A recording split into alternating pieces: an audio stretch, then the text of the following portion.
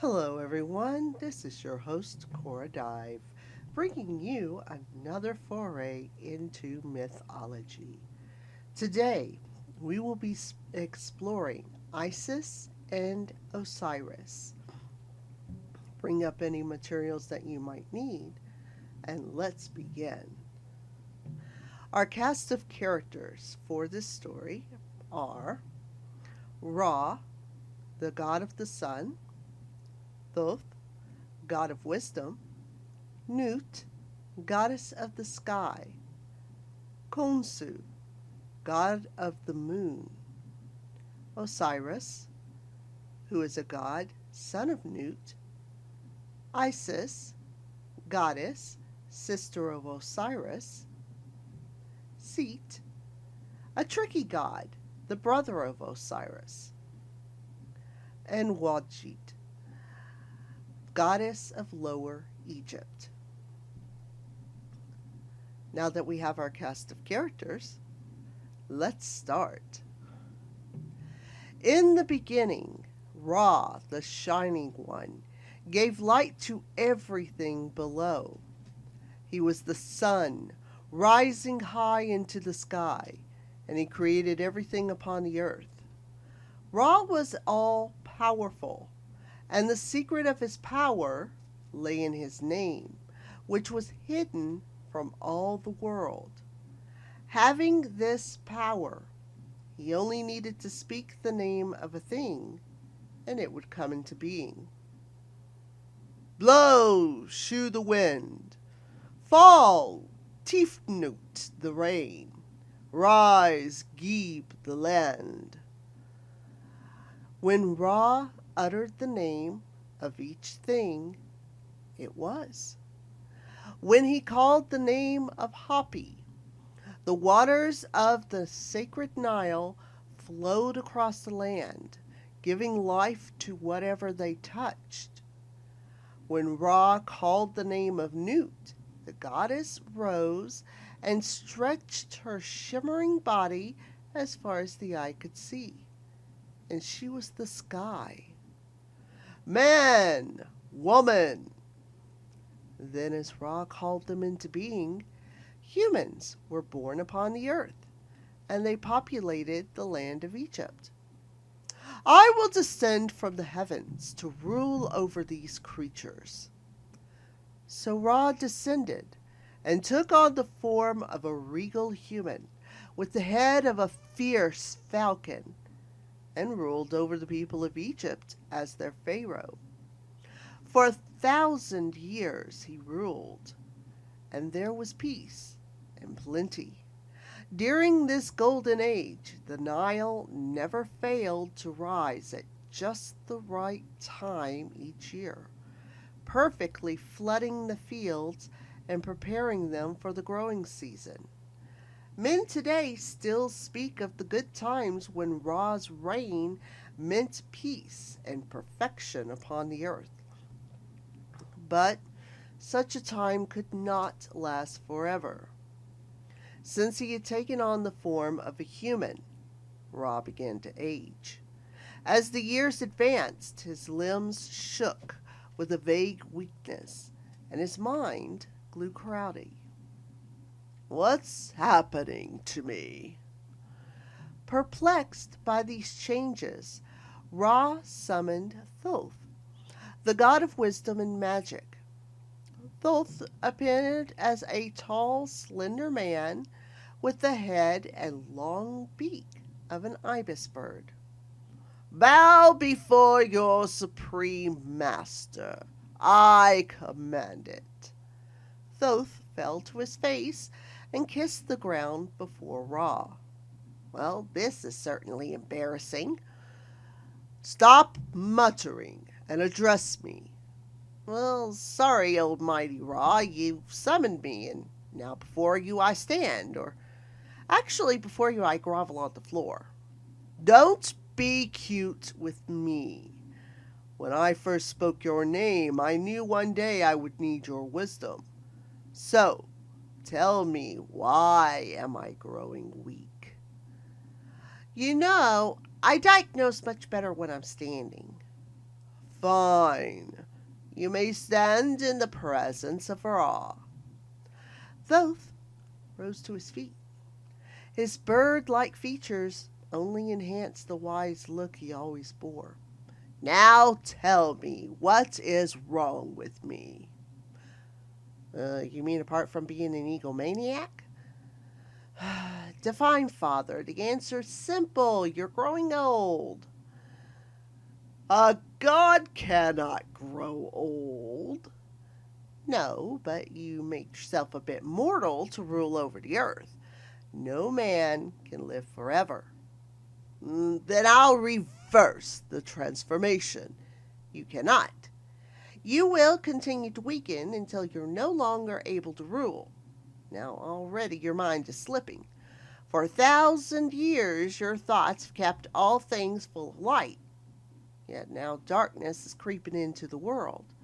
Men are turning evil. They're devouring the flesh of one another. You are mistaken. Impossible. You created me to know these things, and I do. Yet the world is not lost. Another ruler will come after you. Another ruler? I am Ra, who created all the world. Why would I give up my throne?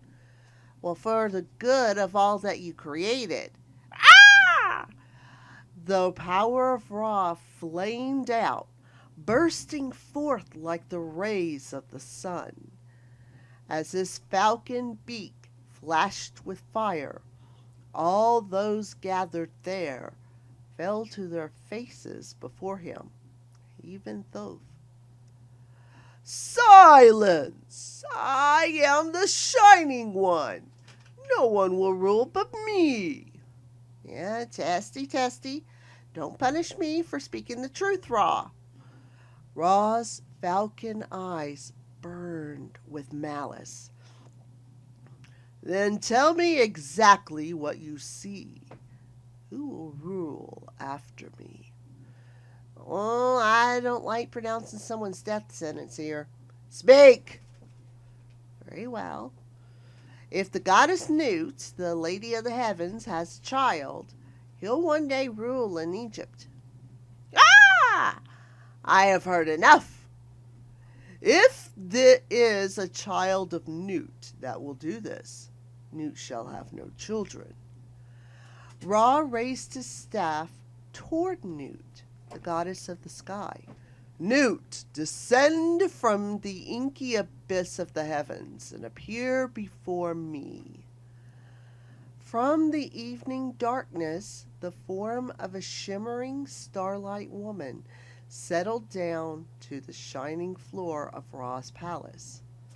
She too fell upon her face before the almighty sun god.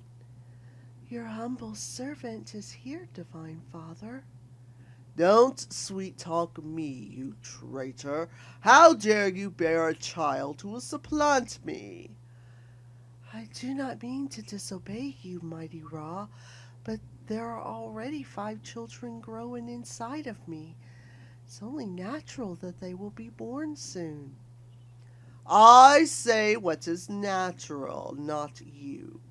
My words created the world, and they can manipulate it just as easily. Ra struck his staff against the floor, and it let out a blinding flash. Nut, I curse you. I decree that you will never give birth on any day or night of the year.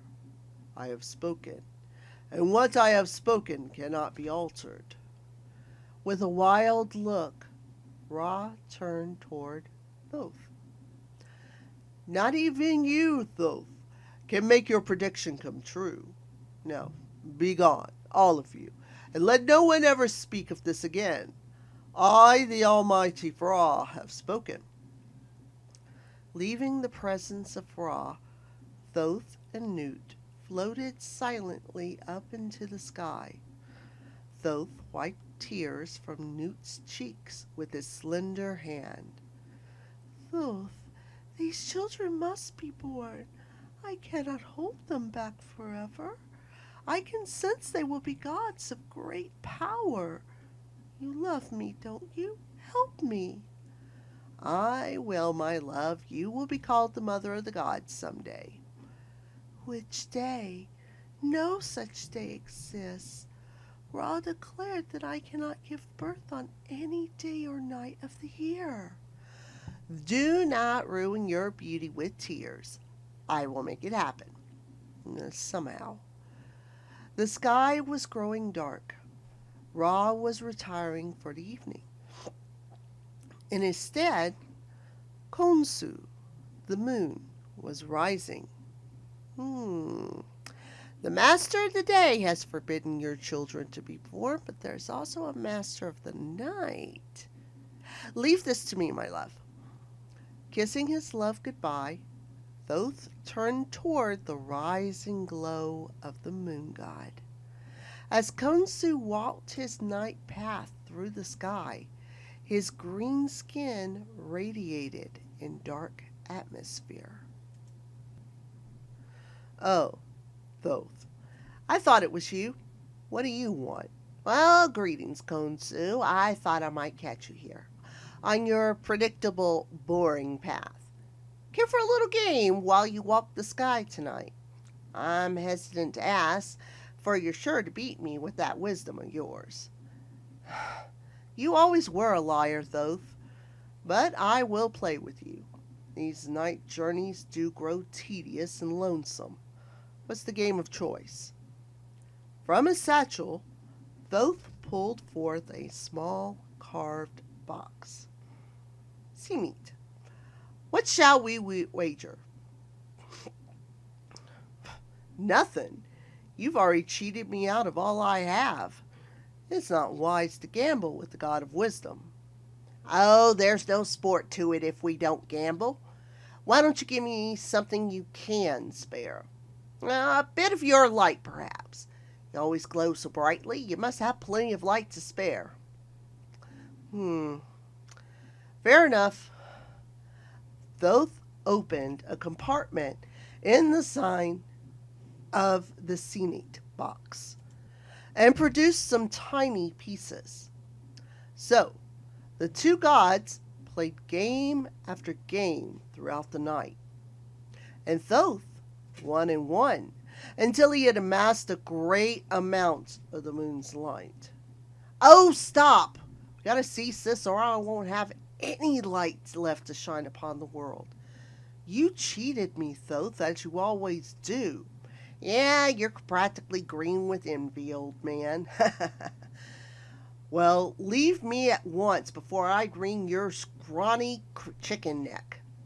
"It's an ibis neck, moon man. Farewell."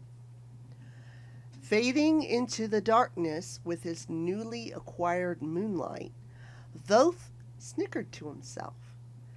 Ever since the great game of Senate, Khonsu the moon has not had enough light to shine fully throughout each month, but dwindles down to darkness, and then only gradually fills to his full glory once again. Thoth pulled the moonlight he had won out of his satchel and stretched it out like cobwebs between his fingers. I'll have to summon all of my cunning and cleverness to complete this task. Fortunately, I have plenty. Using his skillful hands, Thoth fashioned 5 more days, days that had not been cursed by Ra, and released them to the world. Before, there had been only 360 days in each year, but these 5 days set the calendar right. Then Thoth called out to Newt, the goddess he loved. "Newt, my darling, I've made 5 new days, and touched by Ra's jealousy, release the children within you, and the world will be blessed." "Thank you." In the fresh light of 5 new days, Newt gave birth 5 times to a different heavenly child each day. Out of these divine children, 3 were most powerful.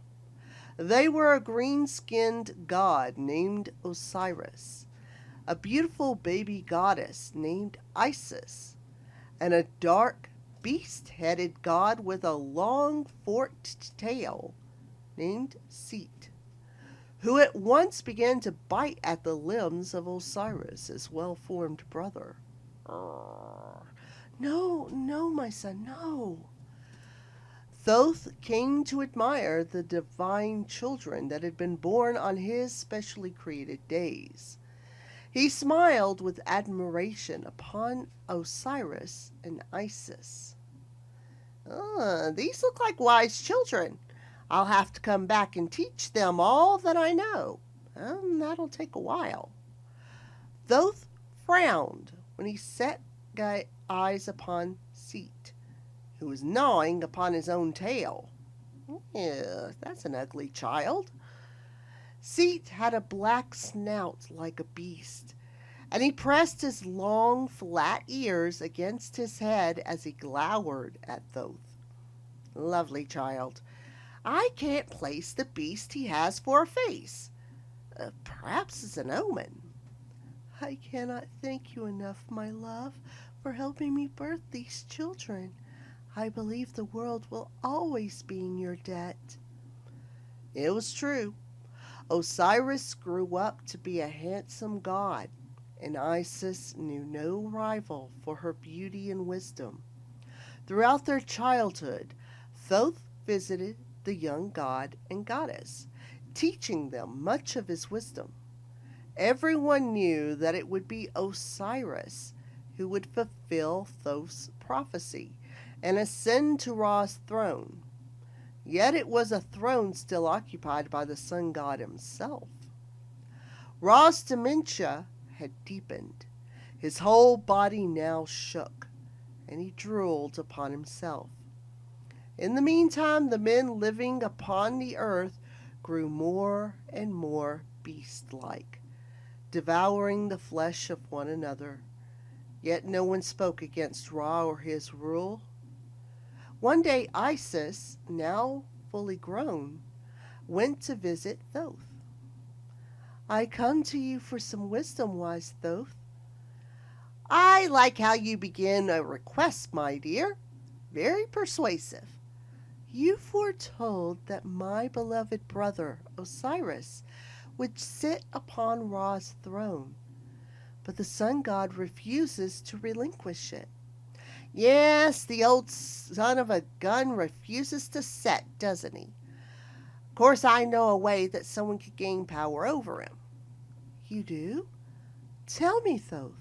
No, I'm too smart for that. I have the head of a bird, not the brain of one. You have never withheld wisdom from me before. Why do so now?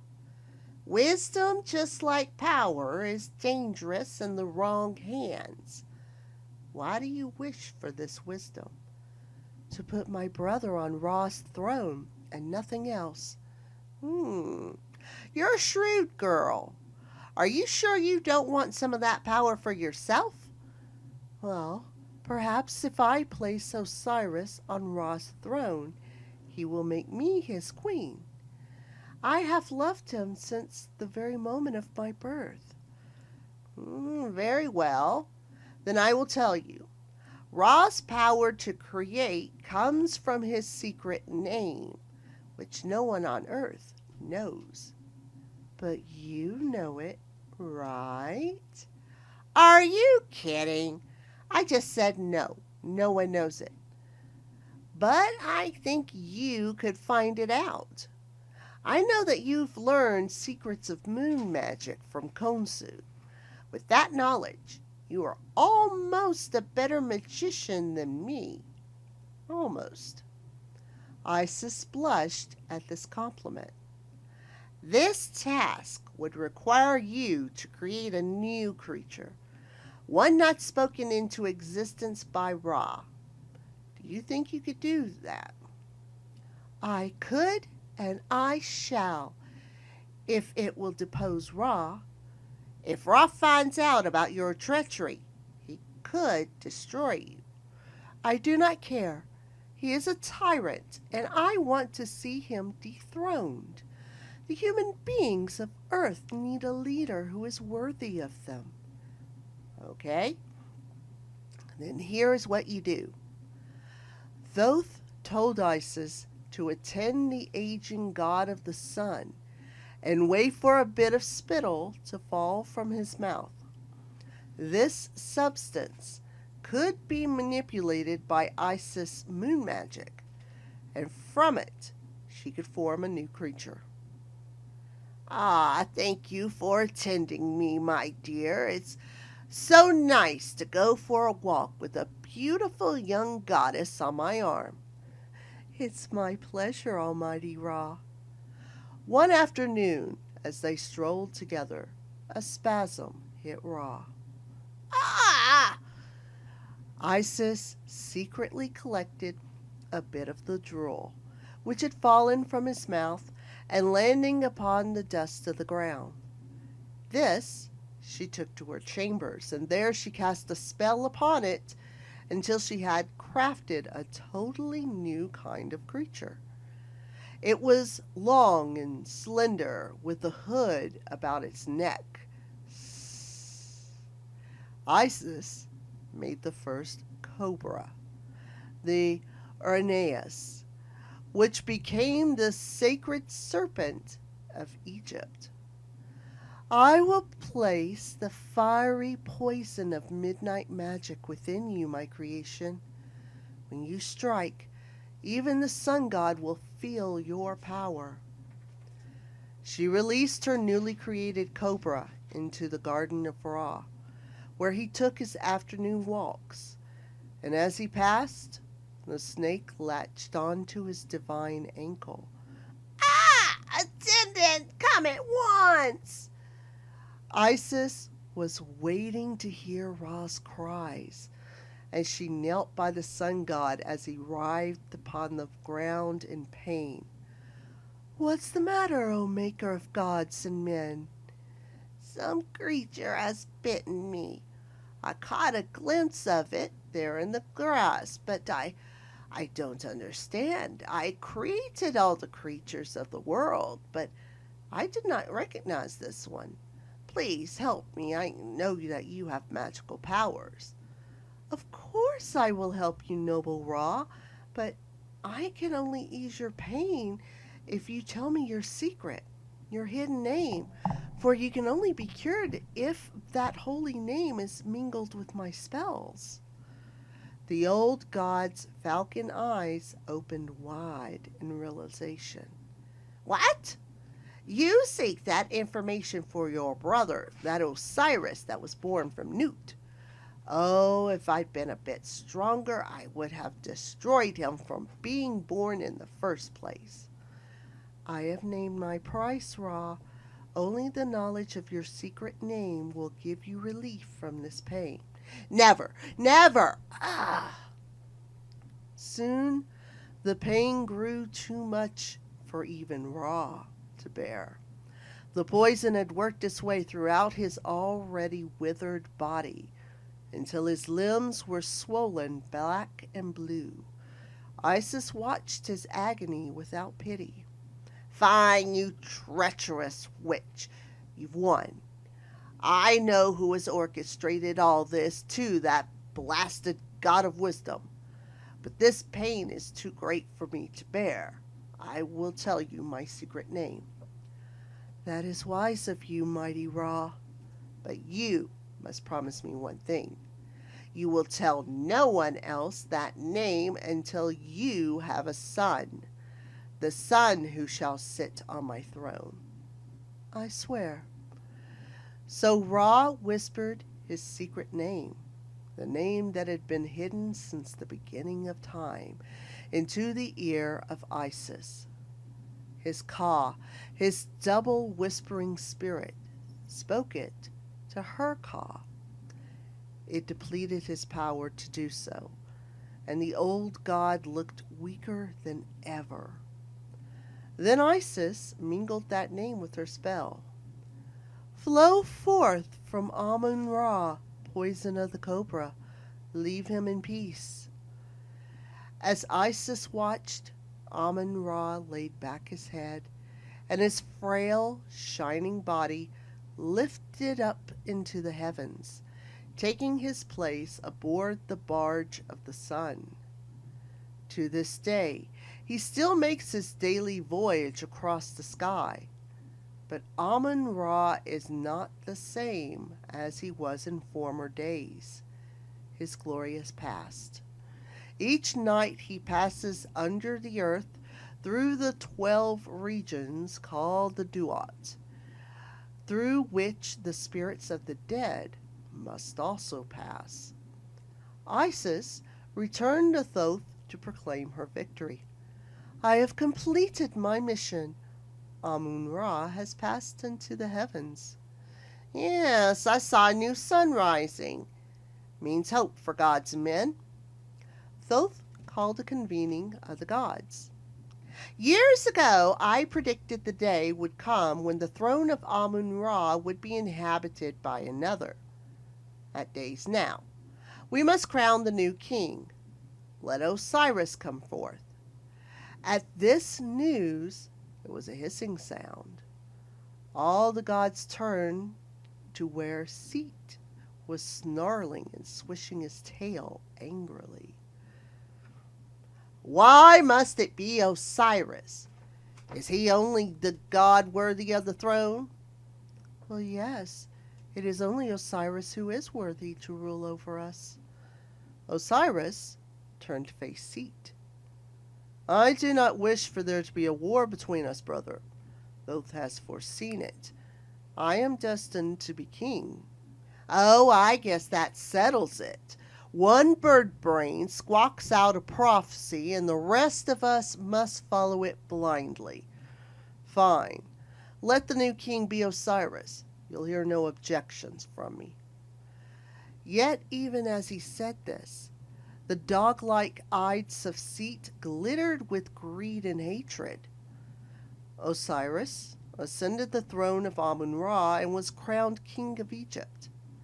Isis presented Osiris with his crown, a regal white crown with the red feathers of an ostrich on either side. Crowned with power, Osiris took his place as the heir of Amun-Ra. I know whose wisdom it was who made this day possible. Well, I only played a small part. Isis, my sister, has won this throne for me, and therefore I will make her my queen. Osiris took his sister to be his queen, and never before or after has there been a grander pair. After this, it became custom for the pharaohs of Egypt to take their sisters as their queens, in remembrance of Osiris and Isis. Even Set, their demented brother, took their other sister, Nephthys, as his wife. Together the royal couple, Osiris and Isis, built a magnificent city called Thebes upon the Nile as their capital. Noble husband, you must teach the men living upon the earth your divine wisdom. Yes, there is much evil in the world. I will go at once. I will go with you. Traveling about in divine majesty, Osiris and Isis taught the humans of the earth to live, how to plant crops and harvest them, how to make laws, how to build up civilization. Soon throughout the lands of Upper and Lower Egypt, peace and learning had spread. Now I must travel further on. There are other people who need our help. You go, but I will stay behind to watch over Egypt. Very well, but I will miss you while I'm gone. In Osiris's absence, Set began skulking about the castle, sticking his snout into the royal chambers and spreading disharmony. So our do-gooder brother is off making the world a better place? Well, yes. Is there something wrong with that? Of course, he should be ruling his own people. I say you are just jealous that he is king and you are not. Oh, sister, time will tell who will be the true king. Soon, Set began to plot and speak against Osiris in dark corners, finally poisoning several other gods against the wise ruler. Follow me, and I will bring back the glory days of Ra. I will be the fitting heir to the god of the sun. To his brother, Set was nothing but obedient and kind, so the other gods suspected nothing. Only wise Isis saw through Set's simpering and cast a distrustful eye on her beastly brother. When Osiris returned from a mission in faraway lands, Set appeared before his brother, gleefully swishing his forked tail to and fro behind him. Brother, thank goodness you're home. I'm hosting a special feast in your honor. You will attend, won't you? I would be honored. How could I refuse such an offer from my own brother? Oh, yes, the best of brothers. Yet Isis tried to dissuade her husband from attending. I do not like this, Osiris. I do not trust Set. He is always sniffing around in odd places. Well, he is part dog, I think. I mean he's not to be trusted. Nonsense. He's harmless. You may go, but I will have nothing to do with this foolishness. Osiris arrived at Set's feast, where a number of gods were gathered. Brother, in honor of your return, I have the most entertaining contest. Set brought forth a magnificent treasure, a golden box made from the cedar woods from Lebanon, and ebony from Ethiopia, and inlaid with gold, silver, ivory, and precious stones. I made this wonder, but only one guest can claim it, the one who fits into it perfectly. Who'd like to try? Many gods and goddesses stepped forward to try it, hoping they might be the one to win it. But it did not fit any of them. Some were too tall, others too short, some too wide, some too skinny. Here, let me give it a try. Oh, yes, please. Osiris climbed inside, and the contours of the gilded box matched his body perfectly. No one knew that Set had measured Osiris's body in secret while he slept and built the box to only fit him. Well, look at that. You fit perfectly. Ha! I knew it. Fits me like the skin I was born in. How ironic, since it's the coffin you're going to die in. Now! Before Osiris could react, the allies of Set rushed forward and slammed the lid upon the box. They poured molten lead into every crack of the box, sealing it airtight. From within the box, Osiris could be heard feebly trying to free himself. His tappings grew weaker and weaker until they ceased completely. Ah, well, now that was a quick dynasty. Osiris is dead, and Egypt will serve me. Set turned his beastly face toward the other gods. Some cowered in fright, while others looked confused. Take that box and throw it into the Nile. It's flooding nicely about now. The river will sweep the remains of Osiris away, and we will be free of him forever. Set's servants complied, and the turgid river washed the coffin of Osiris away. When the god Thoth heard what had happened, he went to Isis at once. Osiris has been slain by Set. Oh, my dear one. Go.